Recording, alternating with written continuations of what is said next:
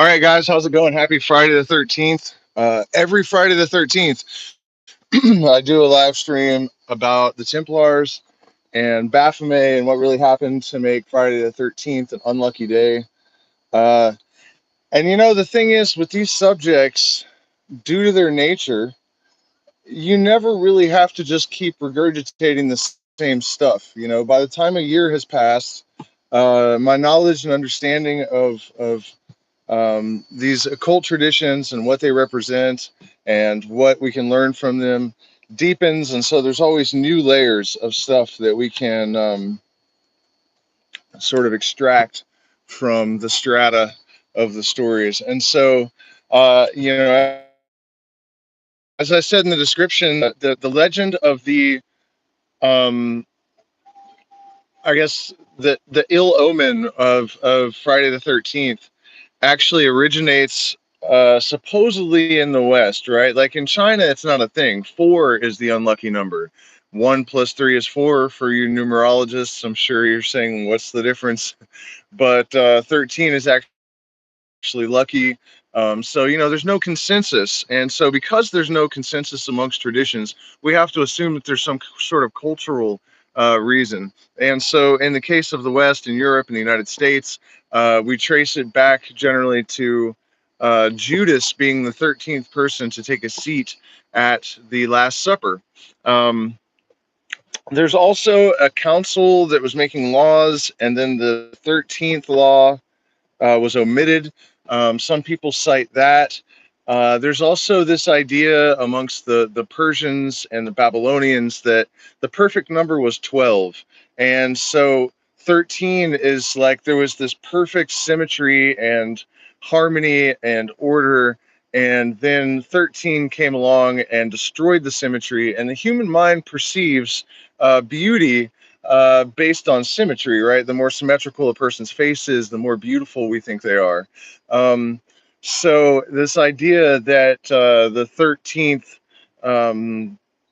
monad or the 13th unit somehow overturned the harmony of the universe.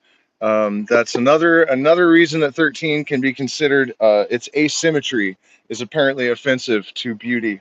Um, and also, there in my um, visions with ayahuasca, I had an experience where I was shown the other side of 13, the side that sort of represents it as an essential component metaphysically of our universe and our spiritual systems. So, you look at Jesus, who is very obviously an allegory for the sun, and his 12 disciples. And it doesn't take a genius to deduce that the actual physical sun, surrounded by the 12 signs of the zodiac, is a physical manifestation of what was being expressed in the story of Jesus and his disciples. And so if you include Jesus, you have 13.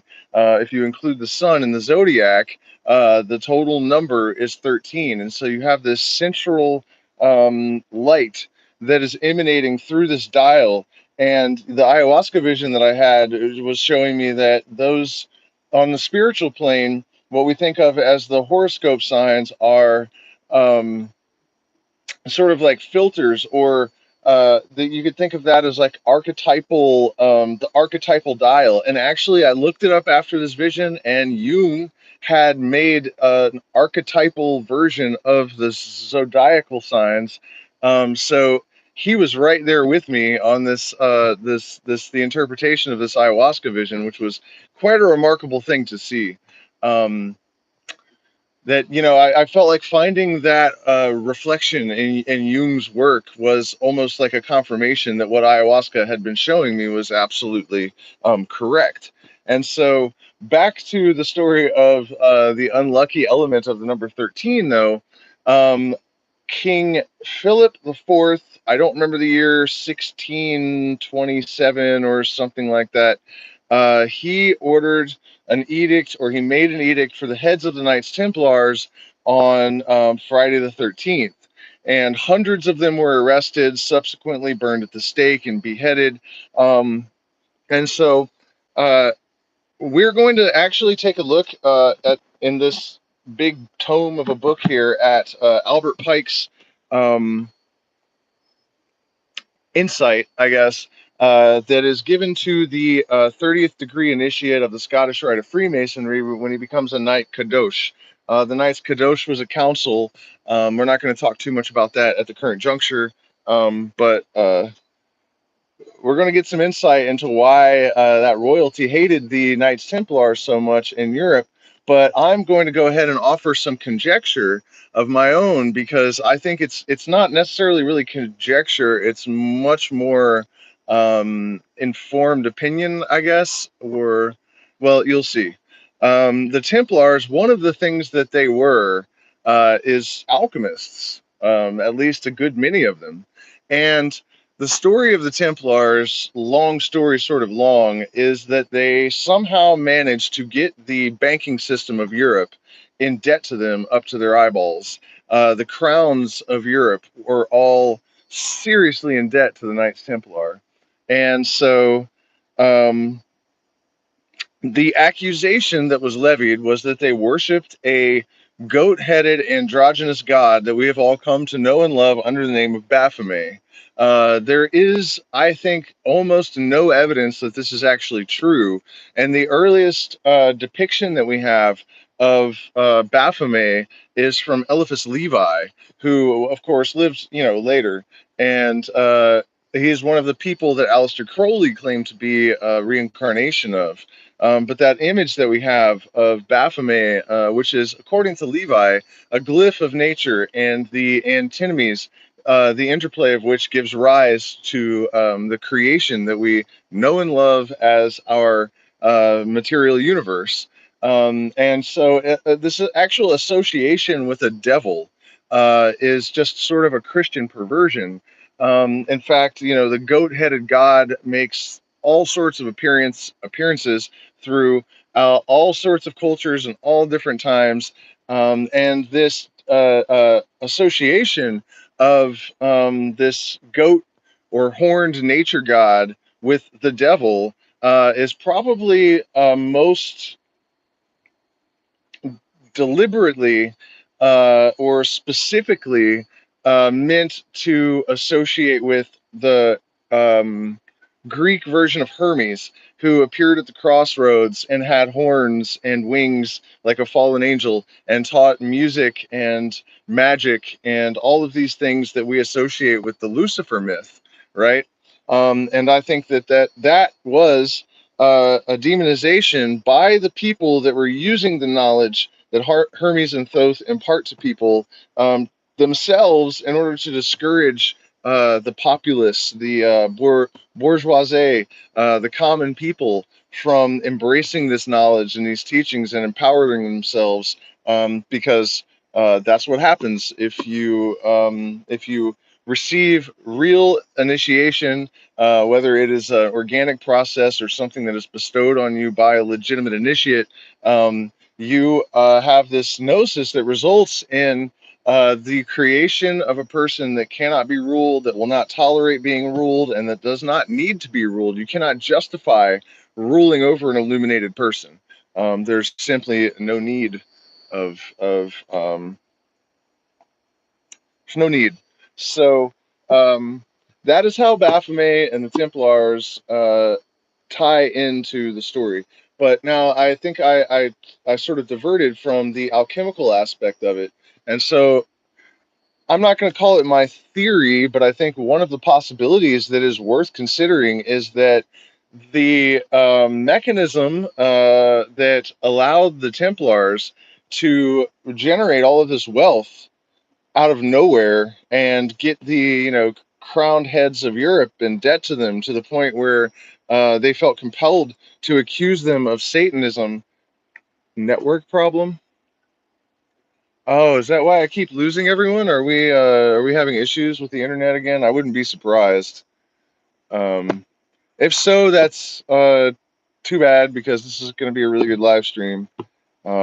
But yeah, our internet here is just not great, and there's doesn't seem to be anything I can do about it. We've had them come out 3 times now, and it's still just not good.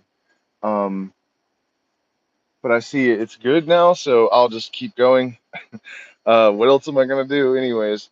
So where was I? So we have a bunch of alchemists suddenly accrue this massive fortune that allows them to lend to all of the crowned heads of Europe. It kind of looks like maybe they were actually able to turn lead into gold, doesn't it? Because how did they do that otherwise?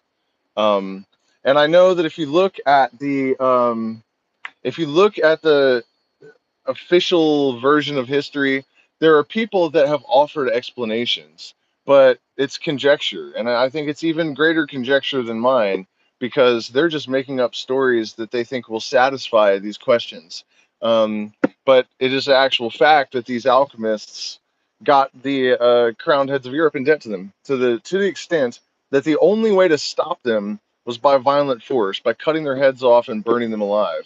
And I think that it goes actually beyond just having gotten the King Philip and whoever else in debt. They had the banks in debt to them as well. I think that there was a great threat that they were going to promulgate the Gnostic heresy and get it out to the masses, and that also would topple um, the pyramid of the elite. And so let's look at what Albert Pike has to say about the Templars in this degree of the Knight Kadosh, the 30th degree of the Scottish Rite.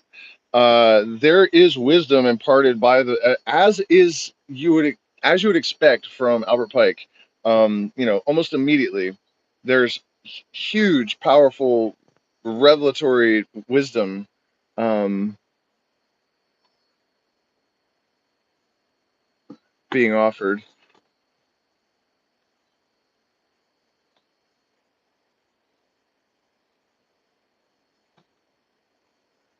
Sorry, my Norton was trying to kick me off of this network because it's like you're on some shady third world country internet service. Get off of it before you get hacked. All right, so Knight Kadosh, this is awesome, you guys. We often profit more by our enemies than by our friends. We support ourselves only on that which resists, and owe our success to opposition. The best friends of Masonry in America were the anti-Masons of 1826, and at the same time, they were its worst enemies. Men are but the automata of Providence. We are, in my words, avatars of the fire and the light. But I believe that was the point that he was making as well. Um, the automata of Providence, and it uses the demagogue, the fanatic, and the knave, a common trinity in republics, as its tools and instruments to effect that of which they do not dream and which they imagine themselves commissioned to prevent. And so um, he is saying that there's a grand design that is manifesting, and that even when appearances suggest that it is the um, deliberations of foolish, misguided, and even evil men constructing depraved, malicious systems, it is actually ultimately the they are the instruments of a greater mind, and forgive them for they know not what they do sort of has a double meaning if you think about it in light of this sort of revelation. And it is also true that every action has an equal and opposite reaction, and in the Hermetic tradition, it is understood. And I don't even like saying in the Hermetic tradition. It's really any adept or initiate of the hidden knowledge or the secret doctrine or the invisible college. We all understand this, that these opposites actually generate their antinomies. And so when he was talking about how we can only support ourselves by that which resists, it's true that it's not just that when you stand on wood it is opposing your descent by its rigidity. That's not all that's happening. There is an electric well, it's not even electric, it's electromagnetic, I guess. But have you ever seen the movie What the Bleep? They use the analogy of a basketball being bounced on asphalt, and they explain that it's not ever actually touching the asphalt. The ball and the asphalt never actually meet. There are particles that are repelling each other before actual true physical contact is ever made. And so, you know, this these surface level meanings definitely have very deliberate, um, thinly veiled truths that are peeking from just below the surface. Um, and I'll help you dig them out in case you don't notice them. By the way, you guys, do me a favor and hit the like button, share, subscribe, support us on Patreon. If you want to check out our secret streams, I'm actually doing the 300-page Knight of the Sun or Prince Adept degree in the patrons. You can access all the old stuff too, everything I've ever done before. So it's like getting access to a whole new channel, or my secret channel, where all of the stuff that I don't want to talk to people about in public is hidden away for the adept initiates. So, where were we? Oh, which they imagine themselves commissioned to prevent. And that one is really powerful because I've been saying for a long time that these oppressors, the ones that seek to um, short circuit the evolution of consciousness, to suppress the advancing of the psychedelic movement, to limit the freedoms of responsible and ethical human beings, right? Uh, those people actually are applying the pressure that is producing the diamond that is to emerge from that chaos as a higher level of order. So they imagine themselves commissioned to prevent the evolution of consciousness and the escape of the individual into their true sovereignty and the attainment of their liberty, right? They think they're stopping that. And what they're really doing is applying the pressure that actually creates the necessity for that evolution. Um, so don't let them fool you. They're helping, even if they think they're hurting. The anti-Masons, traitors, and perjurers, some mere political knaves, purified Masonry by persecution, and so proved to be its benefactors. For that which is persecuted grows. To them, its present popularity is due the cheapening of its degrees and the invasion of its lodges. They are no longer sanctuaries by the multitude, its pomp and pageantry and overdone display. As 100 years ago, it became known that the Masons were the Templars under a veil, and therefore the degree has prescribed and, ceasing to be worked, become a mere brief and formal ceremony under another name. Now, from the tomb in which his murders he rotted, Clement V howls against the successors of his victims. In the allocution of Pio Nono against the Freemasons, the ghosts of the dead Templars haunt the Vatican and disturb the slumbers of the paralyzed papacy, which, dreading the dead, shrieks out its excommunications and impotent anathemas against the living. It is a declaration of war and was needed to arouse apathy and inertness to action. As enemy of the Templars, shall tell us the secret of this papal hostility against this order that has existed for centuries, despite of its anathemas, and its sanctuaries and asylum, even in Rome. It will be easy, as we read, to separate the false from the true, the audacious conjectures from the simple facts. A power that ruled against a power that ruled without antagonism and without concurrence, and consequently without control, proved fatal to the sacerdotal royalties, while the republics, on the other hand, had perished by the conflict of liberties and franchises, which, in the absence of all duty hierarchically sanctioned and enforced, had soon become mere tyrannies, rivals one of the other. That's an interesting statement, too, because he's talking about Rome, and we're talking about how the Republic perished because of a conflict of liberty and franchises. Um, I mean, history is a bunch of energy that is basically playing out according to a pattern, The pattern is what gives it order. There's slight variations, otherwise there wouldn't be movement. And so this wheel, you know, um,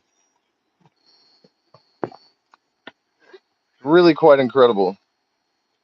To find a stable medium between these two abysses, the idea and the Christian hierophants was to create a society of the Christian hierophants, was to create a society devoted to abnegation by solemn vows, protected by severe regulations, which should be recruited by initiation, and which, sole depositary of the great religious and social secrets, should make kings and pontiffs without exposing it to the corruptions of power.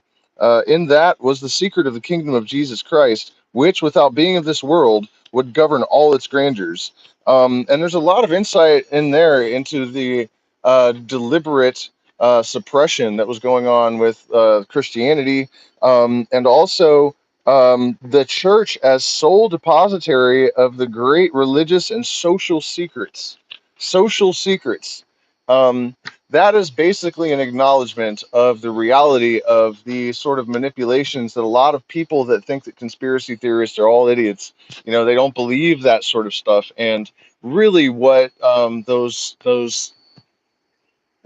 ridiculous ideas they're laughing off, they basically boil down to being social secrets. The idea presided at the foundation of the great religious orders, so often at war with the secular authorities, ecclesiastical or civil. Its realization was also the dream of the dissident sects of Gnostics and Illuminati, who pretended to connect their faith with the primitive tradition of the Christianity of St. John. Pretended to connect their faith with the primitive tradition of Christianity of St. John. How many times have you guys heard me say that over the years? That the Illuminati, that Adam Weishaupt pretended to be a Christian so that he didn't get torn apart by horses or burned alive at the stake. Some of his letters, will say that, something, something Jesus or whatever. And it's only because he's talking to someone that's Christian and he can't expose the fact that his real agenda is to destroy the church and to destroy religion. And also the Gnostics. I'm always saying, like, people, when I say that I'm Gnostic, they'll assume Christianity, but the reality is the Gnostics only acknowledged Jesus because they were getting burned alive. It was only a veil of protection, because you cannot be Christian and Gnostic. You can't say that you don't need an intermediary, you don't need a church, you don't need a Bible, you don't need a prophet, you don't need anything, and then say Jesus, Jesus, blah blah blah. It just doesn't work. And so this is acknowledgement of all of that stuff from a 33rd degree Mason in a Masonic tome that was formerly secret, and is not supposed to be in the hands of the profane. None of you guys are supposed to be hearing this. So, there's that. It at length became a menace for the church and society when a rich and dissolute order, initiated in the mysterious doctrines of the Kabbalah, seemed disposed to turn against legitimate authority and conservative principle of hierarchy and threatened the entire world with an immense revolution. The Templars, whose history is so imperfectly known, were those terrible conspirators. In 1118, nine Knights Crusaders in the East, among whom were Geoffrey de Saint Omer and Hugh de Payen, consecrated themselves to religion and took an oath between the hands of the Patriarch of Constantinople, a see, always secretly or openly hostile to that of Rome from the time of Plotius. So what he's saying is that they had a higher ranking member of the Catholic Church that was actually hostile to the church that they aligned themselves with, the Templars, from the very beginning. The avowed object of the Templars was to protect the Christians who came to visit the holy places. Their secret object was the rebuilding of the Temple of Solomon on the model prophesied by Ezekiel. And so, whether that means a literal building of a temple or not is highly circumspect. The erection of a new order of existence on this planet for people based on enlightenment and personal freedom and an acknowledgement of the sovereignty of sovereignty and divinity of the individual soul. These sort of elevated concepts of spirituality having the potential to actually replace um, um, governmental law and hierarchical society. I don't know if you've noticed that or not, but he's repeatedly mentioned how they were actually trying to get rid of the idea of hierarchy altogether. Um, And I hope you guys are noticing that all this stuff people have been saying about the Illuminati seems to be the complete opposite of what the Illuminati actually are, which was it's Adam Weishaupt was basically like as if I had managed to get into the highest ranks of Freemasonry and try to disassemble the whole thing from the inside. Not the Masons that Albert Pike was. So we're talking about the left hand path, the Black Lodges, those that seek to dominate and control. They were the exact opposite of what you've been told. And of course they were, because, I mean, you really think propaganda only comes in the mainstream media? Come on. That's where it's needed the least. So, the rebuilding, formerly predicting by the Judaizing mystics of the earlier ages, had become the secret dream of the patriarchs of the Orient. The Temple of Solomon, rebuilt and consecrated to the Catholic worship, would become in effect the metropolis of the universe.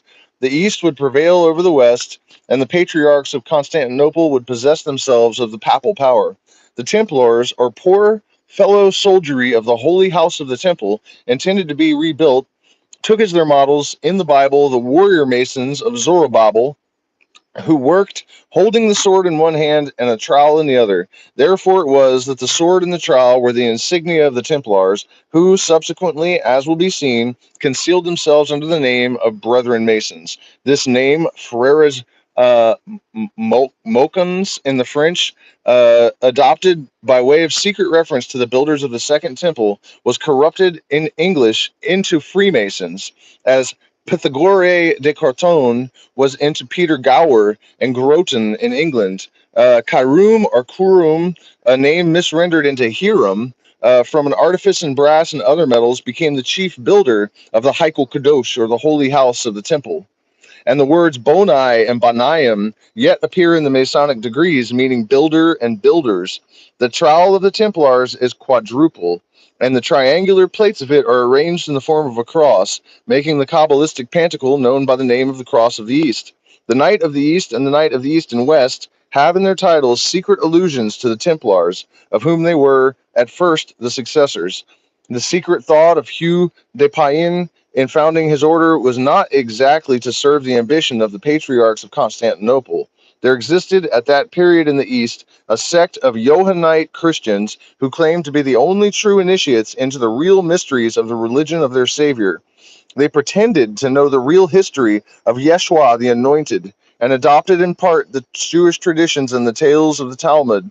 They held that the facts recounted in the evangels are but allegories, the key of which St. John gives in saying that the world might be filled with the books that they could be written upon the words and deeds of Jesus Christ, words which, they thought, would be a ridiculous exaggeration if he were not speaking in allegory and legend that might be varied and prolonged to infinity.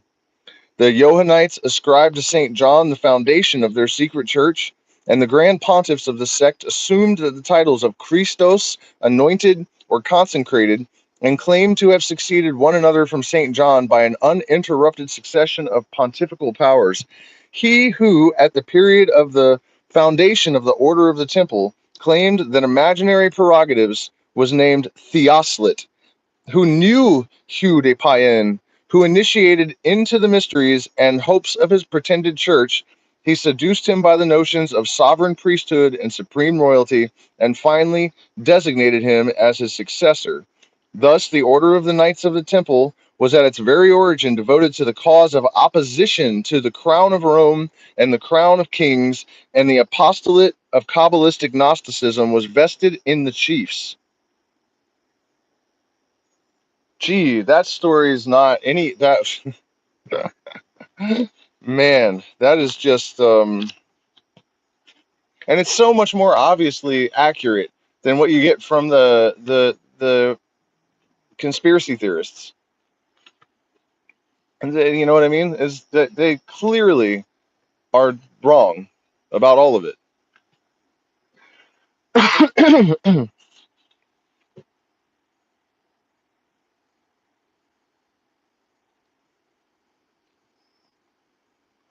St. John himself was the father of the Gnostics, and the current translation of his polemic against the heretical of his sect and the pagans who denied that Christ was the Word is throughout a misrepresentation or misunderstanding, at least, of the whole spirit of the Evangel. The tendencies and tenets of the order were enveloped in profound mystery and externally professed the most perfect orthodoxy. The chiefs alone knew the aim of the order.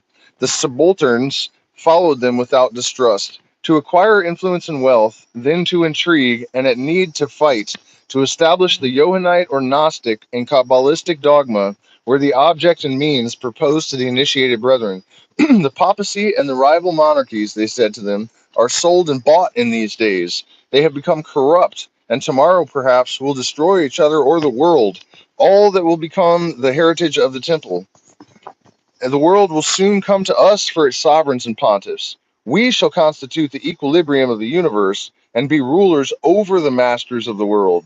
The Templars, like all other secret orders and associations, had two doctrines, one concealed and reserved for the masters, and the other public, which was Roman Catholic. Thus they deceived the adversaries whom they sought to supplant. Hence, Freemasonry, vulgarly imagined to have begun with the Dionysian architects or the German stoneworkers, adopted St. John the Evangelist as one of its patrons, associating with him, in order not to arouse the suspicions of Rome, St. John the Baptist, and thus covertly proclaiming itself the child of the Kabbalah and Essenism together. And so we also have here an acknowledgement that Freemasonry has nothing to do with building things of stone. It has nothing to do with that type of masonry. He said, um, just as the Templars deceived their adversaries, did Masonry project this facade of being about building, stuff with bricks and stone. And so, for the Johannism of the adepts was the Kabbalah of the earlier Gnostics, degenerating afterward into those heretical forms which Gnosticism developed, so that even Mainz had his followers among them. Many adopted his doctrines of the two principles, the recollection of which is perpetuated by the handle of the dagger and tessellated pavement or floor of the lodge, stupidly called the indented tessel, and represented by great hanging tassels, when it really means a tesserated floor, from the Latin tessera, of white and black lozenges, with a necessarily dentinculated or indented border or edging. And wherever in the higher degrees the two colors, white and black, are in juxtaposition, the two principles of Zoroaster and Mainz are alluded to. With others, the doctrine became a mystic pantheism, descended from that of the Brahmins, and even pushed into an idolatry of nature and hatred of every revealed dogma. To all this, the absurd reading of the established church, taken literally, the figurative, allegorical, and mythical language of a collection of ancient books of different ages, directly and inevitably led. The same result, long after, followed the folly of regarding the Hebrew books as if they had been written by the unimaginative, hard, practical intellect of the England of James I and bigoted stolidity of Scottish Presbyterianism. This is absolutely amazing. I don't know how I've missed this. I don't remember reading any of this. It's a relatively short. I mean, we're almost done with this chapter. Actually, it's just a few more pages. Uh, but I'm almost tempted to just start over when we get to the end and do it again. Um, wow, man, it's really, really something. Okay, so better to succeed and win partisans, the Templars sympathized with regrets for dethroned creeds and encouraged the hopes of new worships, promising to all liberty of conscience and a new orthodoxy that should be the synthesis of all the persecuted creeds. It is absurd to suppose that men of intellect adored a monstrous idol called Baphomet or recognized Mohammed as an inspired prophet. Their symbolism, invented ages before to conceal what it was dangerous to avow. Their symbolism, invented ages before to conceal what it was dangerous to avow or to tell, Baphomet, was of course misunderstood by those who were not adepts, and to their enemies seemed to be pantheistic. The calf of gold made by Aaron for the Israelites was but one of the oxen under the layer of bronze, and the cherubim on the propitiatory misunderstood. The symbols of the wise always become idols of the ignorant. When the chiefs of the order really believed and taught is indicated to the what the chiefs of the order really believed and taught is indicated to the adepts by the hints contained in the high degrees of Freemasonry and by the symbols which only the adepts understand. The blue degrees are but the outer court or portico of the temple. Part of the symbols are displayed there to the initiate, but he is intentionally misled by false interpretations. It is not intended that he shall understand them, but it is intended that he shall imagine he understands them. Wow, you know how people say that at the lower levels of Masonry, they're all deceived. When I took initiation in Arcata, California, and that was the first thing I noticed, that everyone in the temple was a third degree, except for the master of the temple, who was a 32nd degree.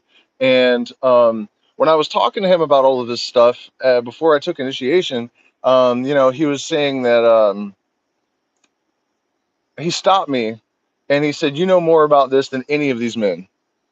And so I realized at that moment that it was true, that they keep all of the blue degrees in the dark completely.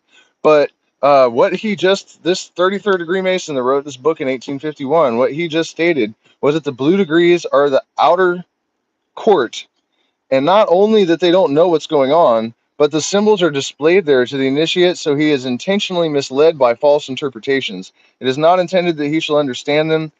It is intended that he shall imagine he understands them.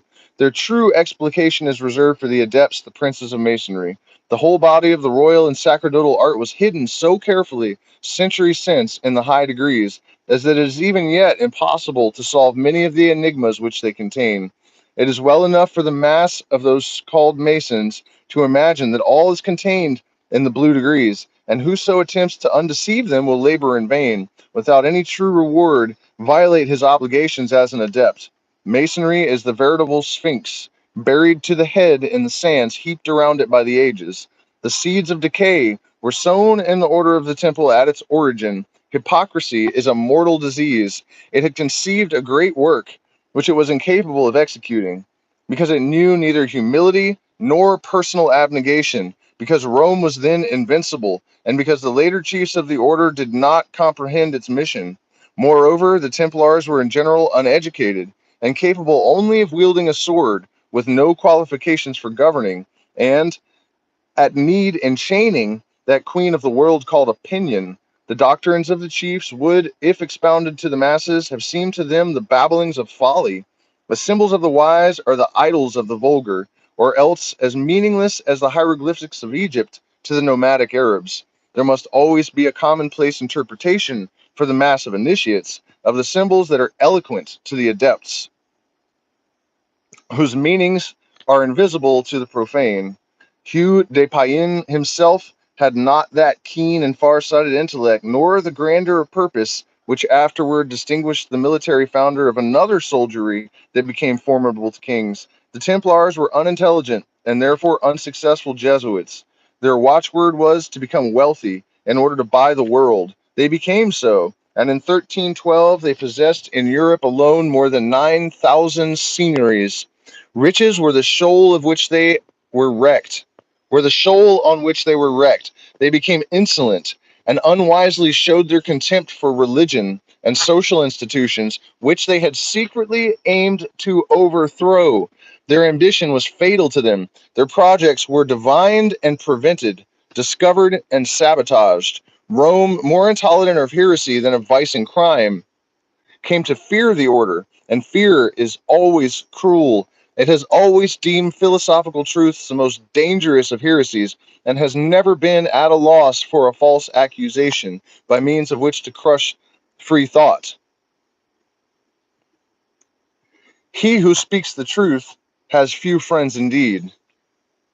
Pope Clement V and King Phillip gave the signal to Europe and the Templars, taken as it were in an immense net, on Friday the 13th, and were arrested, disarmed, and cast into prison. Never was a coup d'etat accomplished with a more formidable concert of action. The whole world was struck with stupor. and eagerly waited for the strange revelations of a process that was to echo throughout many ages. It was impossible to unfold to the people the conspiracy of the Templars against the thrones and the tiara, because the conspiracy was righteous and the people would have known this. It was impossible to expose to them the doctrines of the chief of the order. This would have been to initiate the multitude into the secrets of the masters, uplift the veil of Isis, and empower the people unimaginably. Sound familiar, guys? Recourse was therefore had to the charge of magic, and denouncers and false witnesses were easily found. When the temporal and spiritual tyrannies unite to crush a victim, they never want for serviceable instruments. The Templars were gravely accused of spitting on Christ, denying God at their receptions, gross obscenities, conversations with female devils, and a worship of a monstrous idol, androgynous, and with the head of a goat that we have come to know as Baphomet. The end of the drama is well known, and how Jacques de Molay and his fellows perished in the flames. But before his execution, the chief of the doomed order organized and instituted what afterward came to be called the occult, hermetic, or Scottish Masonry. In the gloom of his prison, the Grand Master created 4 metropolitan lodges, at Naples for the east, at Edinburgh for the west, Stockholm for the north, and at Paris for the south. The legend of Osiris was revived and adopted to symbolize the destruction of the order and the resurrection of Kurum, slain in the body of the temple, of Kurum Abai, the master, as the martyr of fidelity to obligation, of truth and conscience, prophesied the restoration to life of the buried association. The Pope and the King soon after perished in a strange and sudden matter. Skin de Florian, the chief denouncer of the order, died assassinated. In breaking the sword of the Templars, they made of it a poniard, and their prescribed trowels thenceforth built only tombs.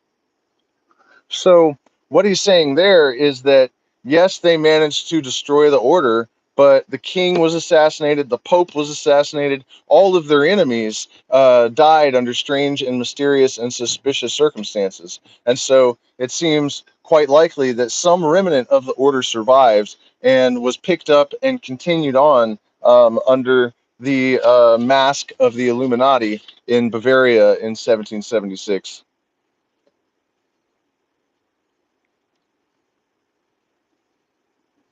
The successors of the ancient Adepts Rose Croix, the Knights of the Rosy Cross, abandoned by degrees the austere and hierarchical science of their ancestors. In initiation, became a mystical sect, united with many of the Templars, the dogmas of the two intermingling, and believed themselves to be the sole depositaries of the secrets of the Gospel of St. John, seeing its recitals an allegorical series of rites proper to complete the initiation. People just really have to stop it with the ego. You know, what is this thing about people getting a hold of a doctor and deciding that they're the one and only keepers of the truth, and that means that they need to take over the world and kill everyone? It just doesn't make any goddamn sense. All that you need to be concerned with is that you are able to live in accordance with your highest will, without being interrupted or unduly deflected from your true and proper course and orbit. You know what I mean? And you can't do that to anyone else, and that's it. That's it. That's it. Stop it with this shit. You know, what are they doing?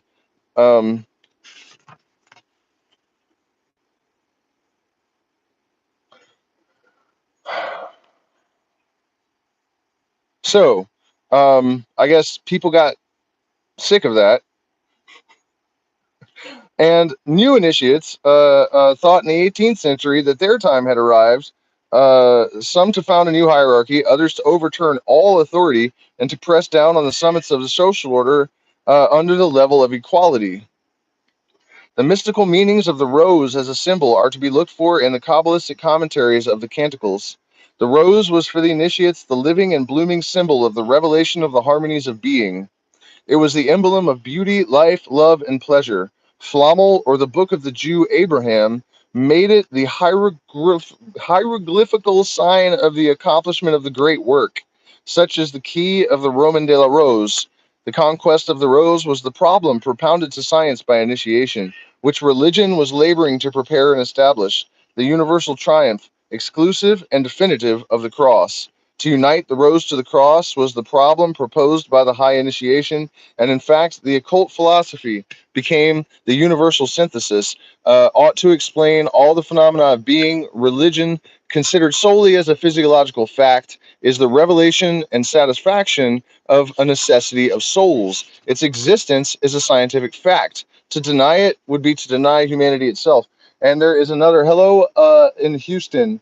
Um, uh, there is there's another interesting thing that's sort of bubbled up here. If you consider the rose and the cross, and also that when we're speaking of this cross, we're not talking about the cross of Christ. We're not even talking about the Ankh of the Egyptians, and we're talking about the exploded cube. This Kabbalistic idea that there was this sort of cube that exploded. When you explode a cube or you open it up, it becomes the form of a cross. And then the rose of 49 petals, 4 and 9 is 13, of course, and here we are back to that 13 theme this Friday the 13th. Uh, but what I'm actually getting at here is that the cross and the rose are also symbols of a penis and a vagina. Baphomet is androgynous. And the big problem of uniting the opposites in the most meaningful way in order to permanently and effectively lift the human race up above its low office of suffering and misery and contradiction and confusion and all of this ego. Austin, who's our guest here for the plant medicine retreats at the moment, pointed out to me, we were walking through the woods the other day after having had a cup of San Pedro, something that I hadn't considered. I've thought about how racial issues are used to actually divide a wedge, and it's done in a way where people actually think they're doing the right thing, and what's actually happening is that the races are being separated even more.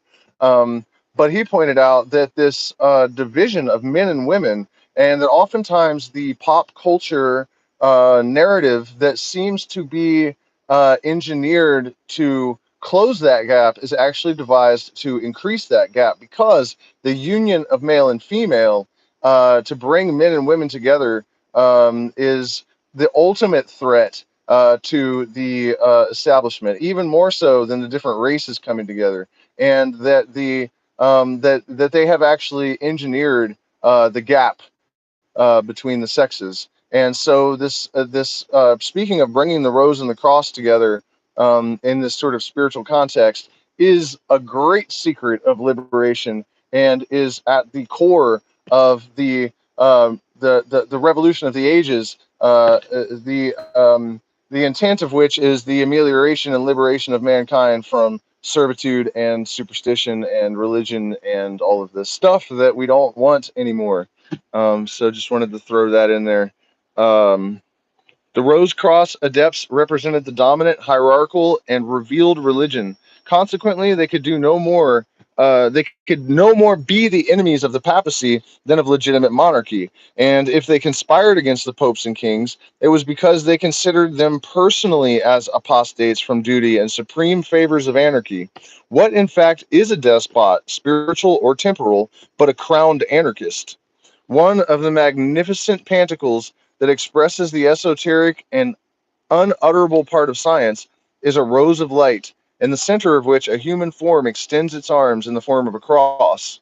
Commentaries and studies have been multiplied upon the Divine Comedy, the work of Dante, and yet no one, as far as we know, has pointed out its especial character. The work of the great Ghibellin is a declaration of war against the papacy by bold revelations of the mysteries. The Epic of Dante is Johannite and Gnostic, an audacious application, like that of the Apocalypse, of the figures and numbers of the Kabbalah to the Christian dogmas, and a secret negation of everything absolute in their dogmas.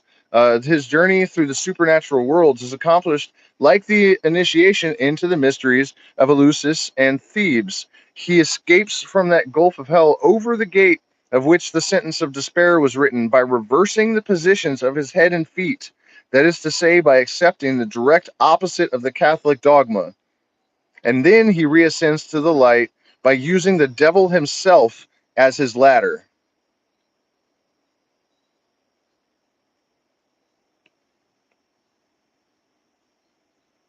Big props to Albert Pike for being able to write this. Holy shitballs, man. Faust ascends to heaven by stepping on the head of the vanquished Mephistopheles. Hell is impassable for those only who know not how to turn back from it. We free ourselves from its bondage by audacity. Yeah, it is Friday the 13th. And interestingly, my son, who's like 2.5, maybe a little more now, I've never seen him make offerings to the moon before. I don't do that around him. No one, he's never seen anyone do that. And tonight he started like lifting all these objects and offering them to the moon. Um, like that Friday the 13th energy just got him. Uh,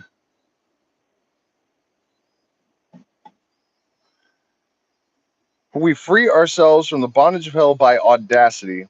His hell is but a negative purgatory. His heaven is composed of a series of Kabbalistic circles divided by a cross, like the Pantacle of Ezekiel. In the center of this cross blooms a rose, and we see the symbol of the adepts of the Rosy Croix for the first time publicly expounded and almost categorically explained.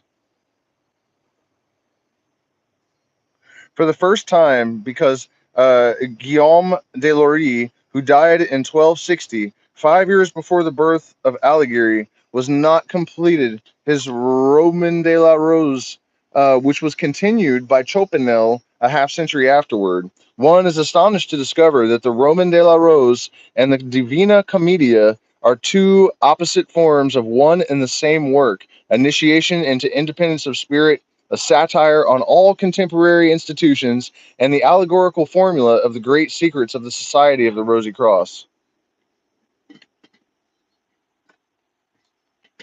And this thing, there we go. Let's bring that down. Um, The important manifestations of occultism coincide with the period of the fall of the Templars, since Jean de Meung or Chopinel, contemporary of the old age of Dante, flourished during the best years of his life at the court of Philip le Bel. The Roman de la Rose is the epic of old France. It is a profound book, under the form of levity, a revelation as learned as that of Apuleius of the mysteries of occultism. The Rose of Flamel, that of Jean de Meung, and that of Dante grew on the same stem. Swedenborg's system was nothing else than the Kabbalah, minus the principle of the hierarchy.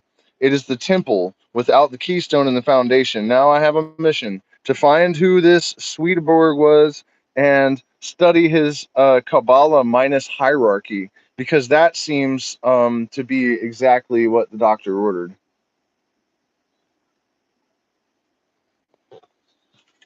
Cagliostro was the agent of the Templars, and therefore wrote to the Freemasons. Also, Aleister Crowley claimed to be the reincarnation of Count Cagliostro.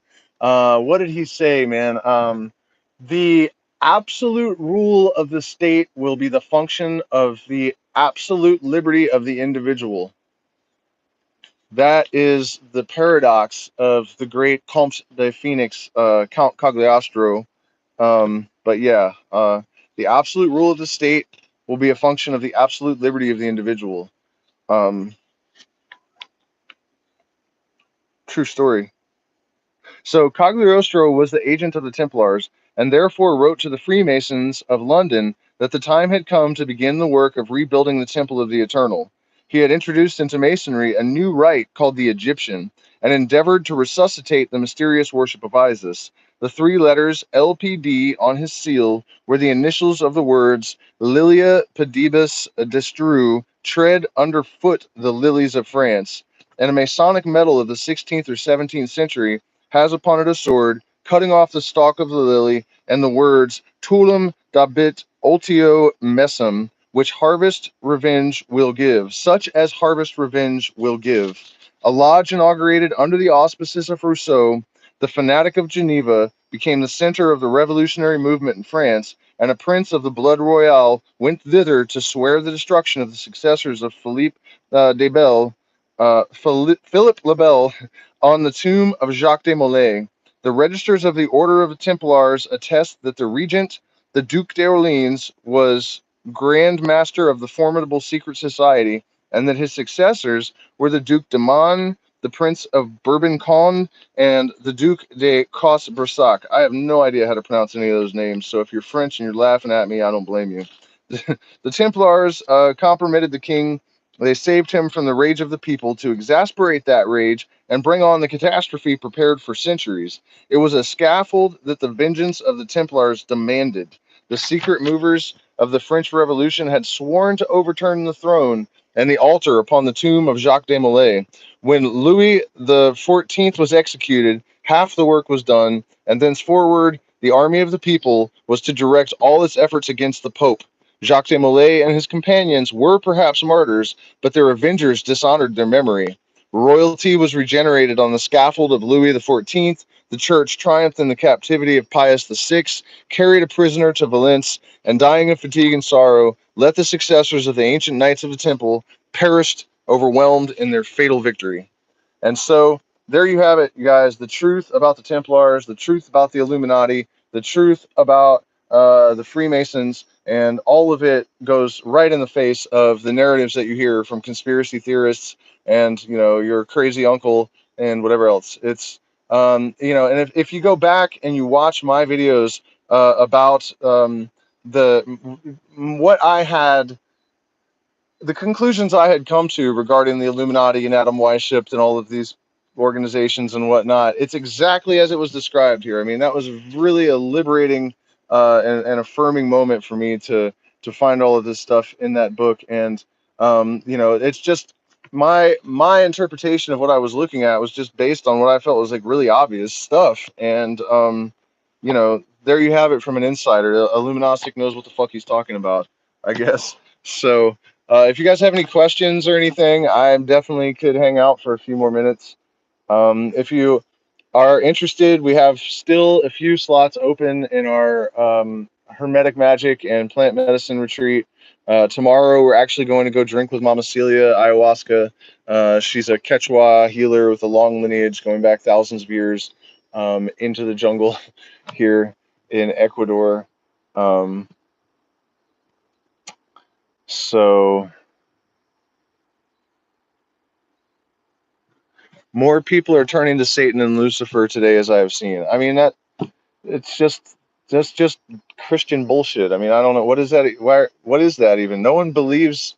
We don't believe in Satan or Lucifer. That's not what any of the stuff that I was just reading in that book says.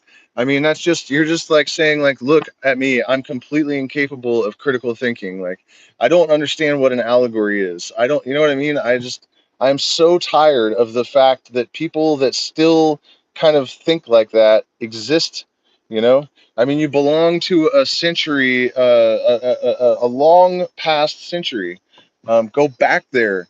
It's like the Christians are sort of like an unwanted groupie following humanity around at an after party. We don't.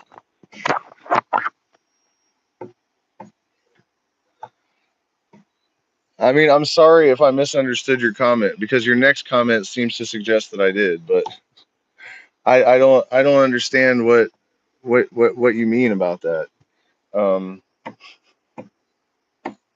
Obviously, I'm no friend to Christianity. I wish the Templars and the Illuminati had succeeded in getting rid of all this stuff when they tried before. But I feel like, my life is basically an extension of that, and that we have not lost all hope. What we have to do is to continue the work of Adam Weishaupt and the Templars, and continue to pursue this knowledge that comes to us on the rays of light. That is the only place where you can get real spiritual teaching is from the fire and the light, which is the source of consciousness, and through experience. And look, we have 13 likes. I almost don't want you to mess it up, but you should hit the like button, share, subscribe, support us on Patreon, where you can join our secret streams. If you're interested in coming to a plant medicine retreat, you can send an email to the email in the description. But I'm very, very tired, so if there's nothing else, I'm just going to pop off because it's very late and I have to go out into the jungle and drink ayahuasca and have rape blown into my nose, and it's a lot. This lady, she really is fond of rape, so you really get hammered. Thank you guys so much for spending this time with me. And yeah, okay, well, Deja, I think I misunderstood. I know JD's coming to see us to come to the retreat this year. So yeah, Deja, I apologize. It sounds like you're on my side, and I must have just misunderstood. This is the way you worded it. You know, more people are turning to Satan and Lucifer. I guess you meant that's a good thing, and I mean, I don't think so, though. I mean, that's the thing. It's not about finding a doctrine and believing it and following it and trying to define yourself in accordance and act in accordance with something. I don't like that either. You know, I would never call myself anything. I would never say I'm a Luciferian or a Christian or a Satanist or a dildo or whatever. I'm just you know, I'm a person that is in pursuit of knowledge. I mean, I do use the Gnostic label a little bit, but I feel like that is because it means that you don't adhere to a doctrine. You know, I mean, I guess you could say the idea that deriving personal that having, you know, an organic experience of spirituality, uh, that's the way to knowledge. You know, that's a doctrine in and of itself, I guess. But you know what I mean. It's about personal experience and not reading books or believing something that someone wrote, or you know, I mean, I just yeah, you know, no, don't be a sheep. Not even a satanic sheep. You're still a sheep. Satan's usually depicted as a goat, which is basically a sheep. You know, it's a little bit more like lean, and you know, they can they're maybe a little bit more ambidextrous and like stealthy, you know, but it's still a goddamn sheep. So think for yourself, question authority, and I'll see you guys